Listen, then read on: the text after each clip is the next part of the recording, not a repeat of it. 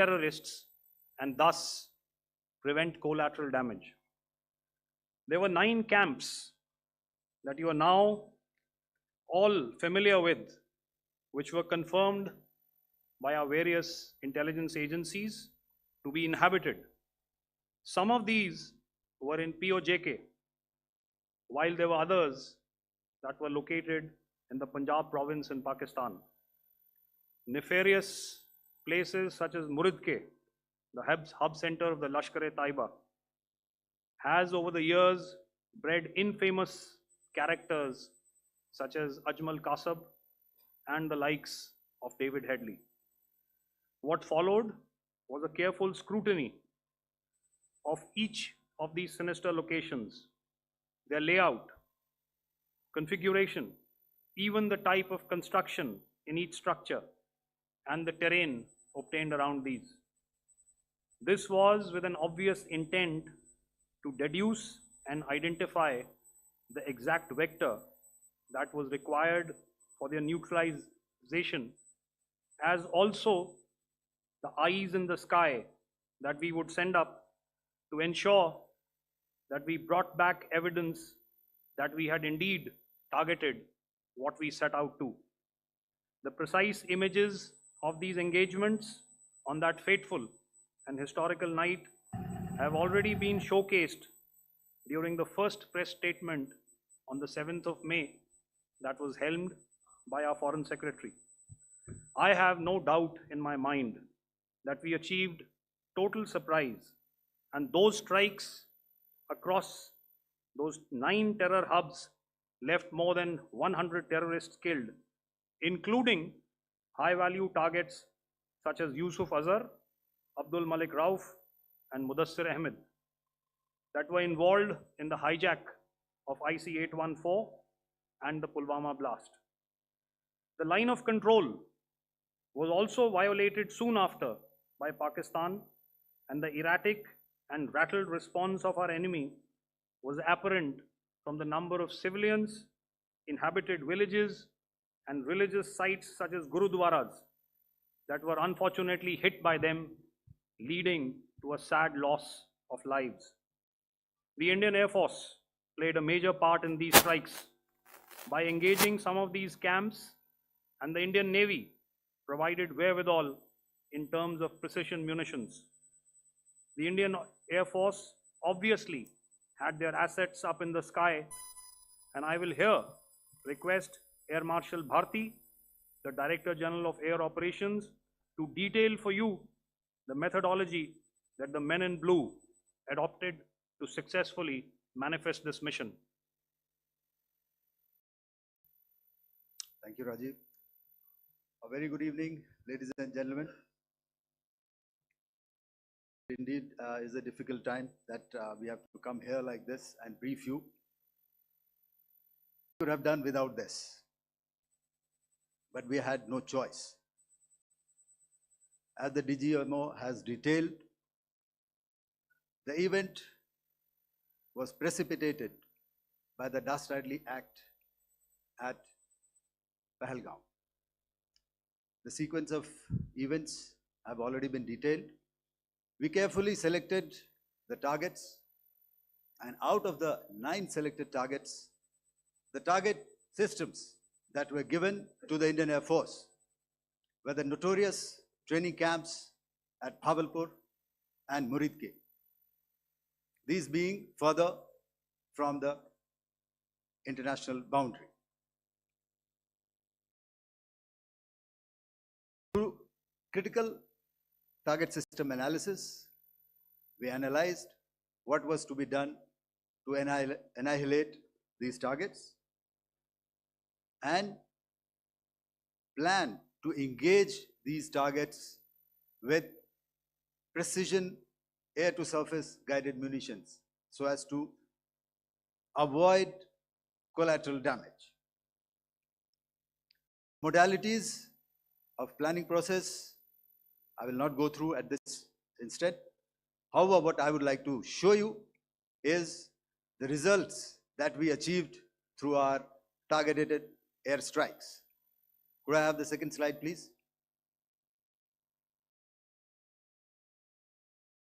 Yeah, change please.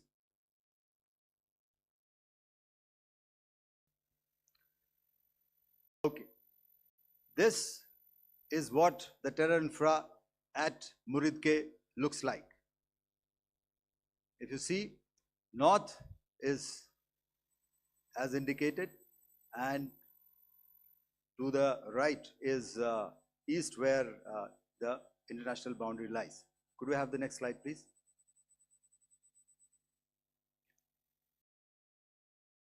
Orientating. Just go back one slide. Okay. Please have a look at this red building. The series of buildings out here,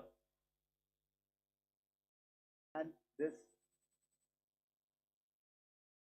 empty ground. Next. If you relate, the empty ground is here, and you see this is the first weapon that is impacting. This is the impact point number 1 on Muridke training camp with our precision guided weapon on early morning 7. Next, please. Keep your eyes glued for the second weapon coming in and the second impact on the selected target point. Next slide, please.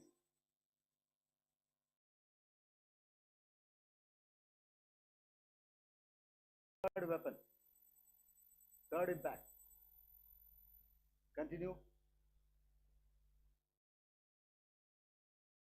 And fourth weapon, fourth impact. So through these targeted and precision targeting, we addressed the target at Muridke, which was the terrain infrastructure. Can you hear me? All right. Okay, I'll come closer to the mic. Now we go to the next target, which is the Bhavalpur training camp. Next slide, please. Okay, just wait. So the effect, if you see, the impact point, if I can point out, this is the impact point. The ammunition has gone through the roof and it has created a blast inside, the photographs of which you would have, all of you would have seen. And the red building, after that, there was this double-story building. It has been completely decimated by our precision targeting. Next, please. The target system, which was in the north, a series of buildings. I'll show you how it looked. Next. Completely destroyed by our precision targeting. Next. Now coming to Bhavalpur, this is the target complex that we are dealing with, a fairly large target complex. So we had to carefully choose the points that we needed to address, which were high value and which would meet our stated objectives of eliminating the terrorists. I would like to draw your attention to this red canopy, and in relation to that, I would cover the targets. One target system is a series of buildings here, other one here, and other one out here. Next slide, please. This is how it looked before, and this is how the building looked after the impact of the weapon. And orientation in relation to this red canopy, you can see here. Next, please. Before, next, and after. Roofs have completely collapsed. Next. This is the target system. Next. Precision targeting, and we have achieved our objectives here. Next. All right. So that was what we did on the 7th. Our objective was to address these two terrorist camps, and that we did with precision. And thereafter, we maintained a robust air defense posture, because remember, our objective was to target the terrorists and terrorist infrastructure, not any other infrastructure, not the Pakistani military, not the Pakistani any other infrastructure. So that is what we have maintained on the 7th of May. However, what we saw in the evening of 7th of May, we were saturated with a raid of Pakistani unmanned aerial vehicles and small drones. And these came in waves in our civilian areas, over our military installations, and all of them were successfully intercepted. Few of them did manage to land. However, there was not much damage that they did. And we have our robust counter-US hard kill and soft kill systems which did the job. However, the difference here was that we had targeted the terrorists. The adversary now has targeted our civilians and the military infrastructure. So it had to be responded to. So in a quick and calibrated response, that very night, we struck their radar installations at Lahore and close to Gujranwala, the LYT installation, to indicate to him that we are ready, yet we do not want to escalate. Our fight was with the terrorists and not with the Pakistani military establishment. Thank you.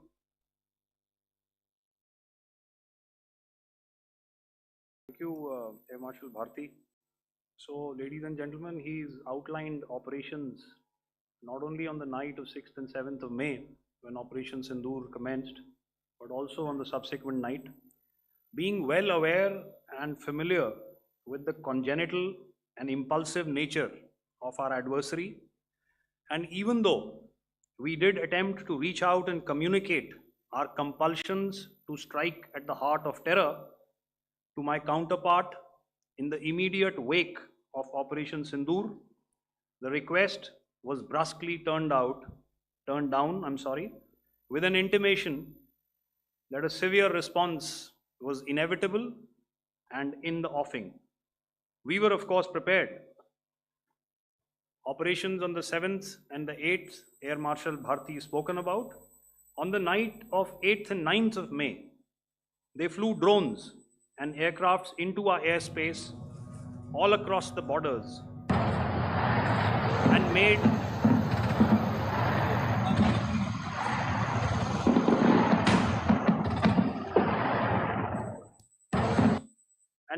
largely unsuccessful attempts to target numerous military infrastructure.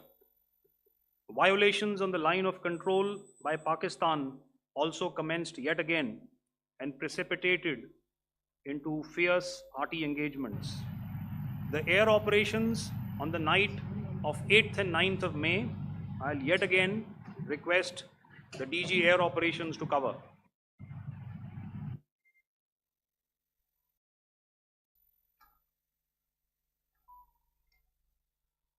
So I just covered what happened on the night of 7th and 8th. What we found that on the night of 8th and 9th, starting as early as 22:30 hours, our cities had a mass raid of drones, unmanned aerial vehicles, UCAVs, starting right from Srinagar, going down right up to Nalia.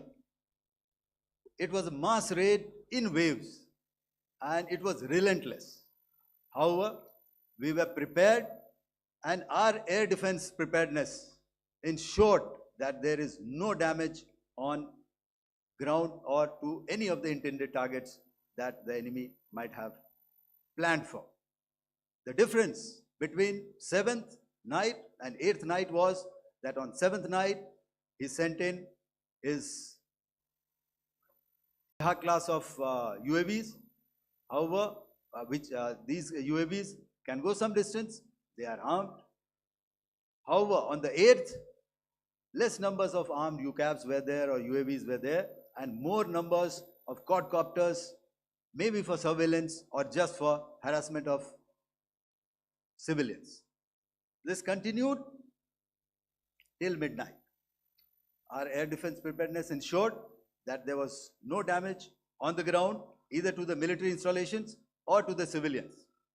However, the enemy had yet again shown that he wanted to up the ante and he wanted a fight, and we were up to the task. In a measured and calibrated response, we once again targeted his military installations, which included his SAM sites at Malirkant. This also included his surveillance radar sites at Lahore and close to Gujranwala. These were suitably addressed, and thereafter his drone attacks continued even till morning, which we countered, and during the daytime there was some respite. Here I would like to bring out another aspect. What we found was that while the drone attacks were being launched from somewhere close to Lahore, enemy had allowed his civilian aircraft to also continue to fly out of Lahore. Not only his own aircraft, but international passenger aircraft, which is quite insensitive, and we had to exercise extreme caution, even at the cost of some tactical disadvantage, to ensure that there is no damage to any of the civilian aircraft. And this was also brought out in our press briefing during the day. So I will now hand over to my colleague to cover the events of 9th onwards. On land, we also undertook certain measures such as deployment of air defense and electronic warfare assets to establish an integrated grid with the Indian Air Force, and I have seen and heard some of you wax eloquent about the benefits of such an architecture when it comes to negating and combating air intrusions. We also carried out deployment to include movement of our forces in the land, sea, and air domains. The night of the 9th and the 10th of May saw similar intrusions by drones and aircrafts, and this time there was a concerted effort to target airfields and some very, very important logistic installations, albeit yet again unsuccessful and denied gallantly and efficiently, I must say, by the integrated Indian Air Force and Indian Army Air Defense. We further strengthened our deployment and also initiated some pressure points to send a very clear and unambiguous message to the other side to desist from any misadventures on land. Some of the airfields and dumps saw repeated attacks in waves from the air. All were thwarted. The Pakistan Army has reported to have lost approximately 35 to 40 personnel in artillery and small arms firing on the line of control between the 7th and the 10th of May. What the other side had probably also not reckoned with was the speedy and precise turnaround and hit back by the Indian Air Force. And I will yet again ask Air Marshal Bharti to speak about these significant and game-changing strikes. I will thereafter request Vice Admiral Pramod, my colleague and Director General of Naval Operations, to tell us about some very telling naval maneuvers in the Arabian Sea that exerted pressure on the night of 9th and 10th of May. Over to you, sir. Commencing about 2000 hours, that is 8 p.m. local time, on 8th of May, several Pakistani unmanned aerial systems, drones, combat vehicles attacked multiple IF bases. These included Jammu, Udhampur, Pathankot, Amritsar, Bhatinda, Nal, Dalhousie, Thois, Jaisalmer, Uttarlai, Falodi, Nalia. These were almost simultaneous and they came in waves. All our AD guns and other systems were waiting for them. All these waves were neutralized by our trained crew using the air defense systems that they have. And also, some of them were utilized using our legacy systems like Pechoras and IF Summer, which we have recently acquired. And some were neutralized by the Garud snipers. There was no damage on ground from these incursions and these mass raids, if I could call them, from the Pakistani side. However, following these relentless attacks on our air bases, on our forward positions, and on our civilian targets, this was time to convey some message to our adversaries. And therefore, a decision was taken to strike where it would hurt. And towards that in a swift, coordinated, calibrated attack, we struck air bases, command centers, military infrastructure, air defense systems across the entire Western Front. The bases we struck include Chaklala, Rafiki, and mind you, Chaklala is Islamabad. Rahim Yar Khan, Sakar, sending a clear message that aggression will not be tolerated. This was followed by strikes at Sargoda, Bholari, Jacobabad. We also struck the C2 centers at Murid, the UAE complex at Murid, Rafiki, radar at Chunia, which I will show you, Rahim Yar Khan airfield, and the unmanned combat aerial vehicle hangar at Sakar. I would like to reiterate here that we have the capability to target every system at these bases and more. However, it was only a measured response to instill good wisdom to our adversary to refrain from further escalation. IF response was directed only at military installations, avoiding civilian and collateral damage. I would now like to show you some of the effects that have been achieved as a result of our air operation.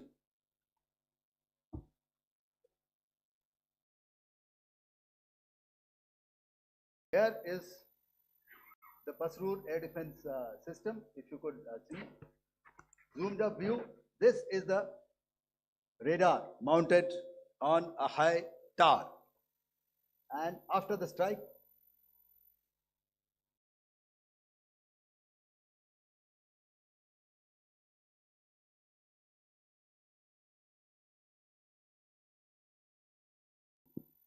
thank you. Can you hear me? Yeah, thank you. And after the strike, this is what has happened. This radar has been taken out, completely burnt. Next slide, please. The Chunia air defense radar, which was taken out on 7th and 8th. This is the radar site. A blown up photograph, once again, on a tower. Not very clear, but what you see very clearly is the after effect after we have struck. The radar head has been completely decapitated. Next slide, please. Arifwala air defense radar. In this complex, you see how it looked before, blown up image, and after really blown up. Next. Now coming to Sargoda airfield. Remember, this is one of their important airfields wherein they have a lot of assets, F-16s, other assets which they keep getting, training institutes. And we have stuck this airfield. It is not, if you zoom in here, then one impact point here on the runway and second impact point of our weapon, precision weapon on the runway. And if you see this blown up, repairing going on, same here. Next. Rahim Yar Khan. This is the area we have struck. A deep strike out here and one complex here. So this is how it looked before, and same, you see a big crater, another crater here, and this complex after strike neutralized. Next. Chaklala airfield, Noor Khan, once again a major air base, a lot of their logistic assets out here. This was the chosen complex that we intended to strike and convey a message. Next slide, please. This is how it looked before, and this is how it looked after our strike. Next. Sakar. We chose the radar site at Sakar. This is the radar site, and after it was struck, this is the aftermath, completely burnt out. Next, please. Aircraft shelter. This is how it looked before the strike, and this is how it looked after the strike. The roof of the buildings completely caved in and burnt. Next. Bolari airfield, aircraft hangar. This is how it looked before, and this is how it looked after the precision strike. Next. Jacobabad, aircraft hangar, and this is how it looked after. Next. So what I'm trying to convey here, ladies and gentlemen, is to start with, our fight was neither with the Pakistani military nor with anybody else who's there on the other side. Our fight was with the terrorists. We neutralized the terrorists that we selected to be neutralized, and thereafter we only maintained the air defense posture. However, we were relentlessly pounded by waves after waves, night after night, by his UCAVs, by his drones, and by his other unmanned aerial systems. And that left us with no choice but to retaliate, and yet our retaliation was calibrated, it was graduated, and it was proportionate. Thank you.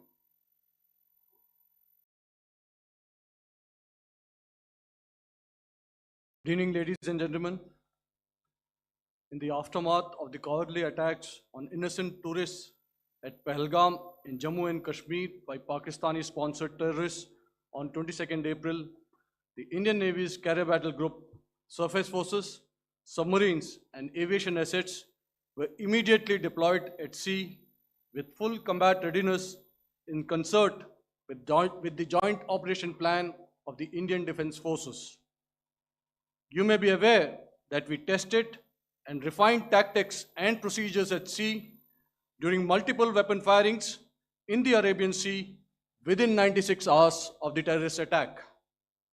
The aim was to revalidate our crew, armament, equipment, and platform readiness to deliver various ordnance on selected targets precisely.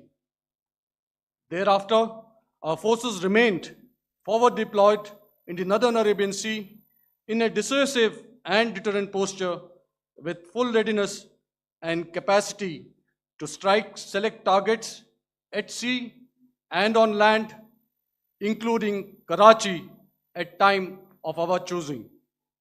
The forward deployment of the Indian Navy compelled Pakistani naval and air units to be in a defensive posture, mostly inside harbors or very close to the coast, which we monitored continuously.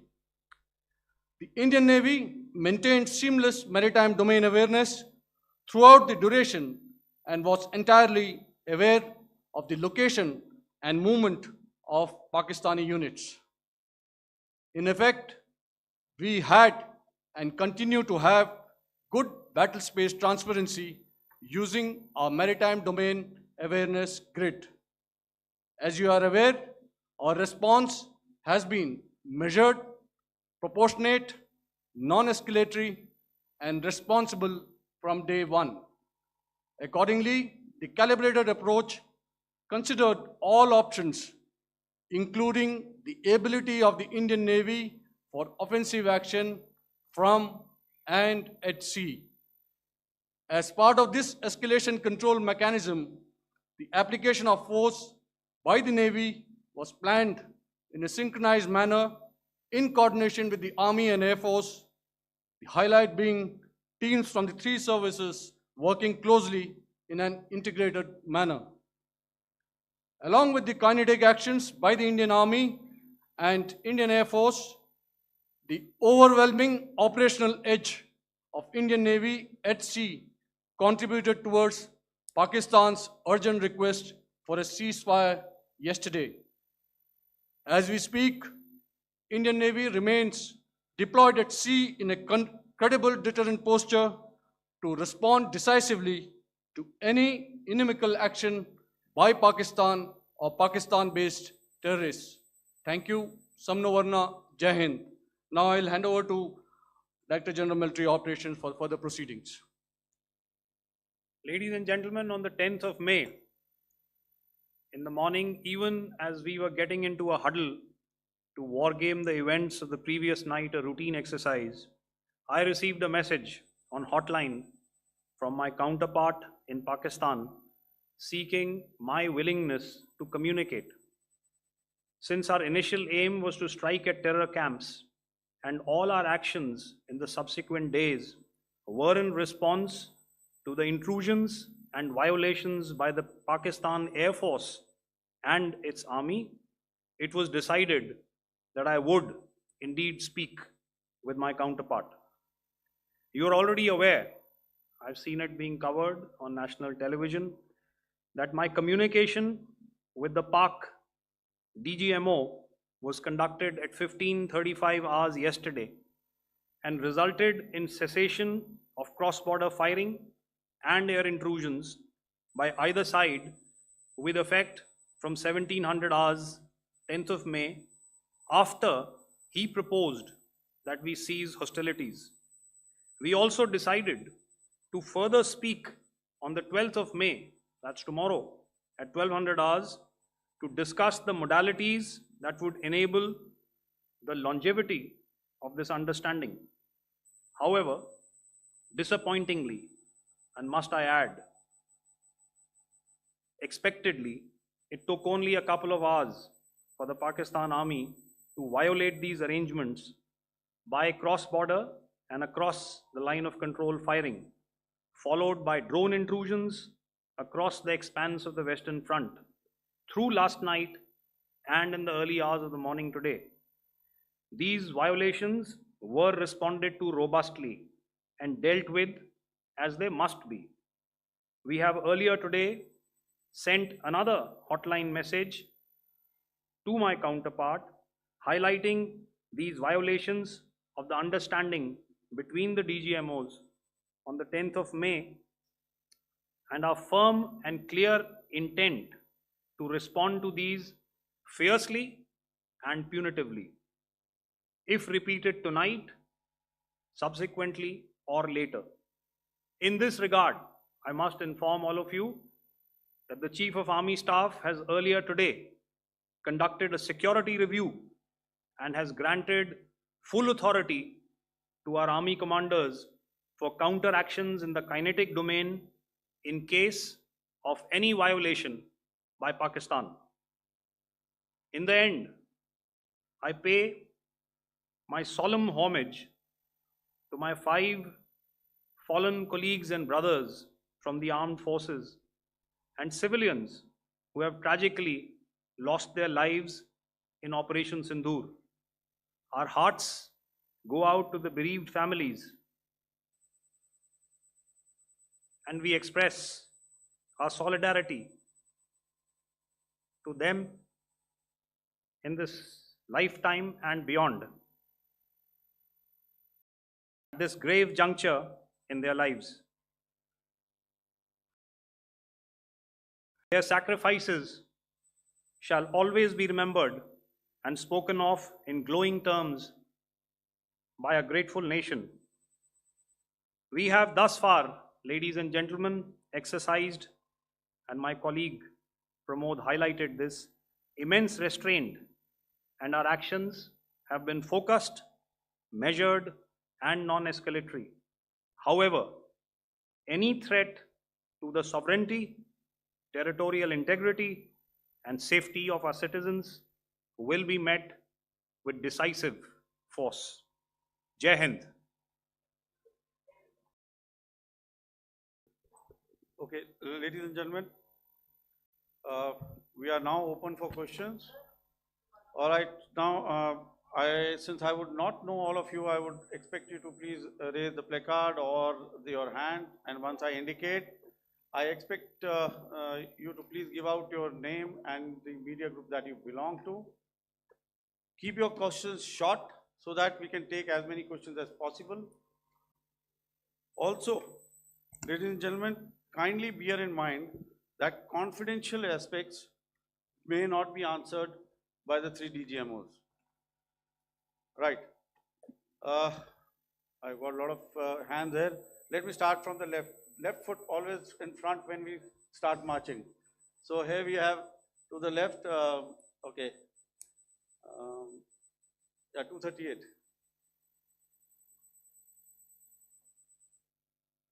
Hello. So this is Manas Pratimhuyan from PTI, Press Trust of India. So the understanding that was reached yesterday on stopping the military operations and actions, was it for just 3 days? And what would be the cost escalation if there is violation of this understanding by the Pakistani side? And my subsequent question would be that we have a kind of ceasefire agreement with Pakistan that was finalized in 2003. So will there be some kind of similarities in frameworks between the two kind of understandings, 2003 ceasefire agreement and the current understanding on stopping military operations? And again, what are the cost that will be incurring on Pakistan if Pakistan again resorts to this kind of terrorist activities, because we have made it very clear that the cost will be very high. So I would like to have your thoughts on it. Okay, so I'll answer the latter part of the question first. I also want to add that while the initial ceasefire agreement, as you correctly pointed out, is of the 2003 vintage, but I must remind you that in 2021, in the month of February, and this was then when the crisis in eastern Ladakh was also on, the 2 DGMOs had spoken and arrived at a ceasefire understanding that lasted right up until this unfortunate attack at Pahalgam.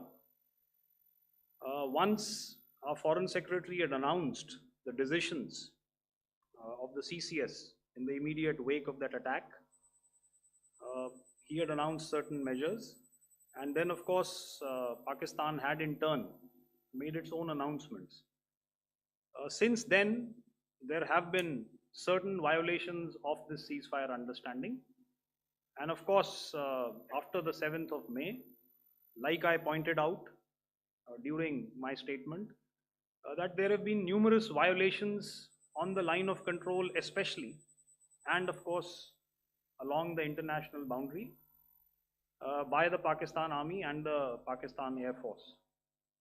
This understanding that we spoke about yesterday, no, it was not for 3 days.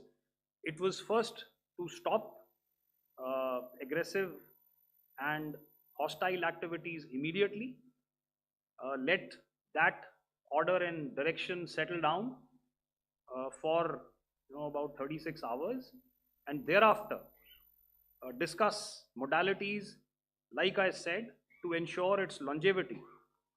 That is tomorrow on the 12th of May. But unfortunately, we had a violation starting at approximately 1900 hours last night, and we've sent a communique, like I said, to the Pakistan Military Operations Directorate, and we will await to what happens tonight. All right. The cost escalation, I mean, I'll leave it to your best imagination.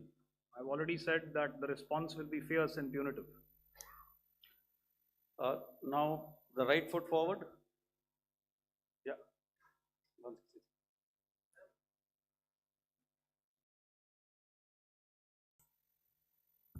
Sir, I'm Ajit Dubey from ANI, sir.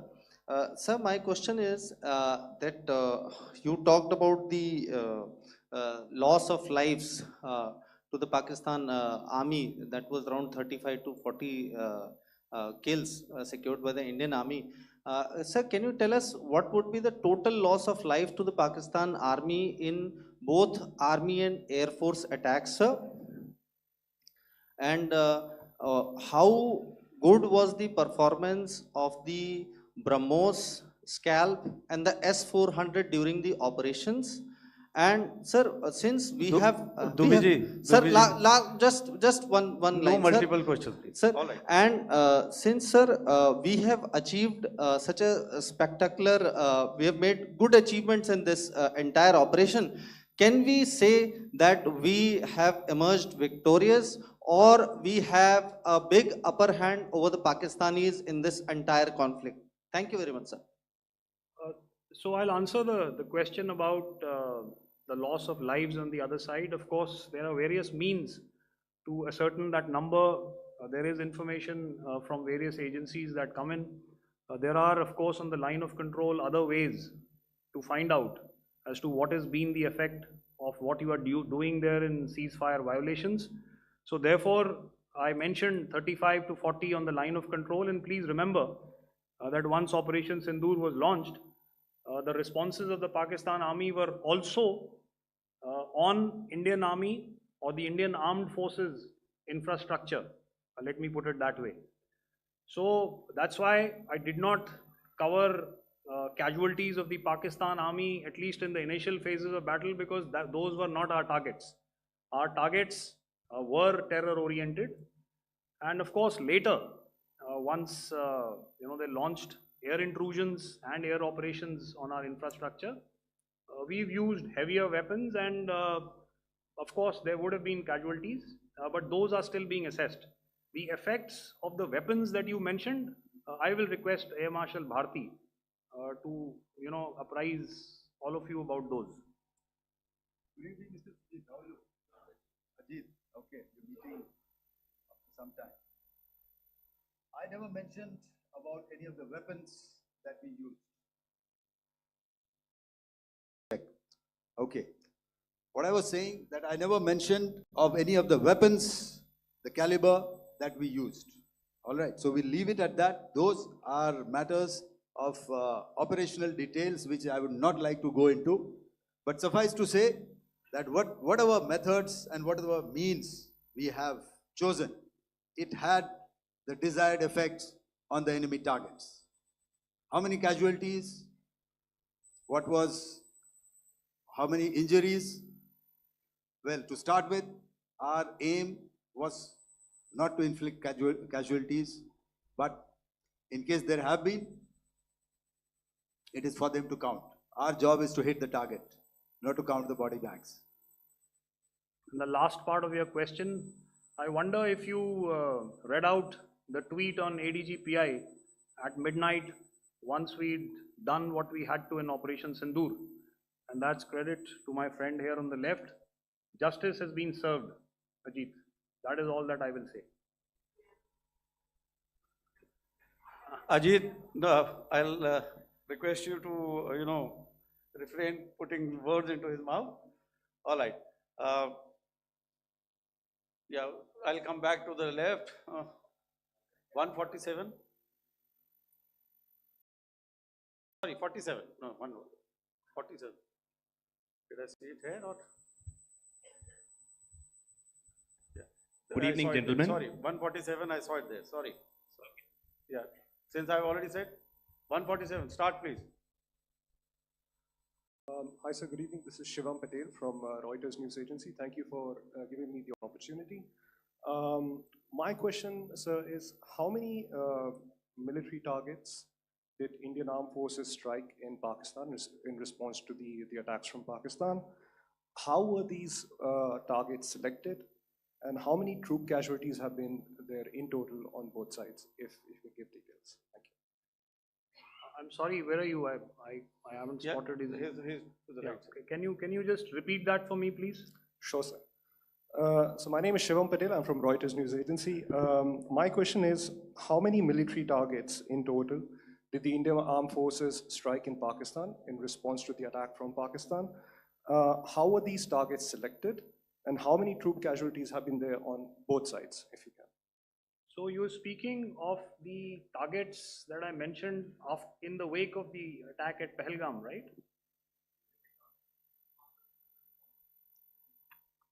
Yeah, I think it's amply clear to everybody here that the Pakistan army has not crossed the international boundary, neither in the plain sector nor on the line of control. So the intrusions have been in the air. There have been certain attempts on the line of control when ceasefire violations have been on to try and infiltrate and carry out and perpetrate activities that we are all very well familiar with. Whether these are by terrorists or by the Pakistan army or its special forces and commandos is difficult to say, but each of these have been effectively thwarted. So therefore, as far as engagements of military targets on the other side is concerned, I thought Air Marshal Bharti covered those very well and in detail, and he also mentioned as to how they went about targeting those. I think those images were very clear and very, very graphic in telling us as to what we needed to hit. And you'll remember right at the outset I said that we even went into what was the construction in each of these locations and therefore decided on the vector that had to be utilized. Please. Okay, if I could add to what the DGMO has said, I have already detailed the targets. Now, whether it is X numbers or Y numbers is that is immaterial. And what damage have we inflicted? You have seen. What are the casualties on the other side? As I said, that is for them to count. As far as we are concerned, from the air defense side, if they had a choice, they would have definitely come in. They are fighters, there are more numbers of UCAVs. It is not that they did not intend to come in. It is only that our robust AD posture prevented them from coming in. So that must be known, and that must be realized by all the audience here. Yeah, I'll come to the left now, 24.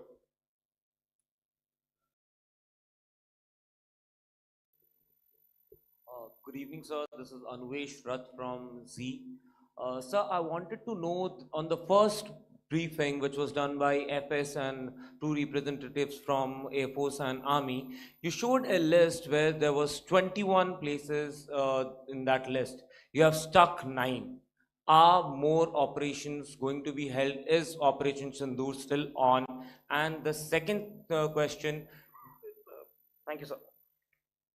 Thank you so much. And also, I want to congratulate all three of you for a fantastic operation that you guys have done. Thank you so much. Thank you so much for that one question. Yeah. Sir, the question.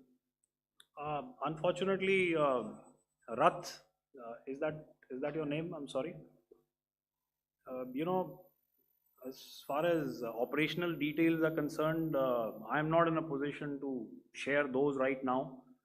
But I think I'll take a cue from Pramod. He said towards the end that the Indian Navy is still in a posture that is deterrent.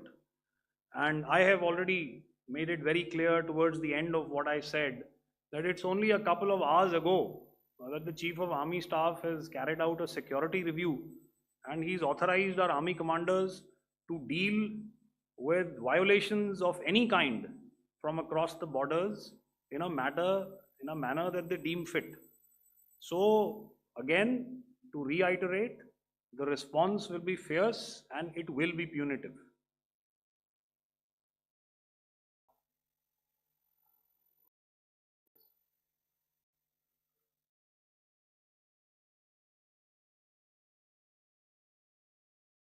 I'll go back this side now.